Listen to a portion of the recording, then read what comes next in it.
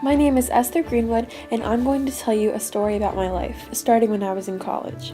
I won a fiction contest for a fashion magazine, so I traveled to New York City in the summer of 1953, where I was a guest editor at the magazine. I wasn't sure I could enjoy being in New York, but I decided to try to make the most of it. On one of the first nights in the city, our magazine planned a party for me and the 11 other girls working as guest editors. However, my roommate Doreen and I decided to skip the party.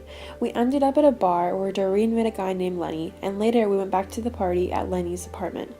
I was sick at the party, so I drunkenly walked home. Doreen woke me up when she arrived home, and she was throwing up due to all the alcohol. After this incident, I decided I should probably spend less time with Doreen and more time with the other girls, like Betsy.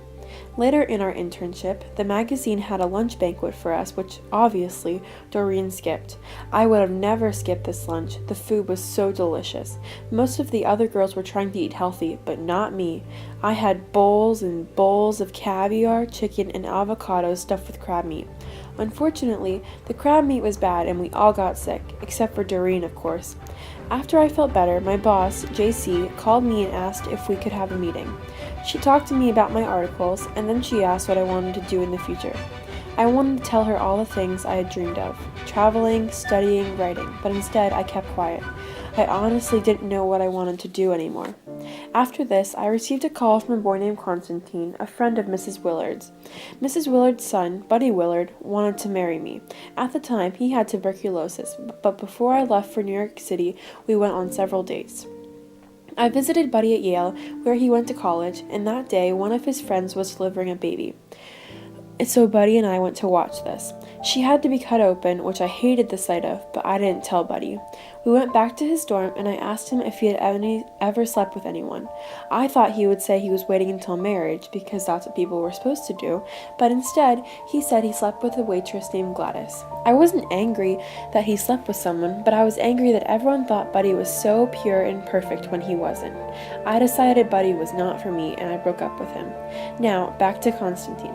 Constantine and I went to the UN, where he works, on our date. Later, we went out to dinner, and then we went back to his apartment. I thought this meant we were going to sleep together, but we just fell asleep next to each other and nothing happened. On my last night in New York, I went on a double date with Noreen, Lenny, and their friend Marco. At the end of the night, Marco tried to rape me, but luckily I escaped and went back to the hotel. The next day, I took the train home to Massachusetts, and my mother greeted me with the news that I did not get into the summer writing course I had planned on taking. My friend asked me if I wanted to go to Cambridge with her for the summer, but a voice inside of me told her no. I spent the summer lying in bed, contemplating what I should do next. I wanted more sleeping pills from my friend, so she told me to see a psychiatrist. I went to see Dr. Gordon and told him all of my issues, but instead of prescribing sleeping pills, he prescribed shock therapy.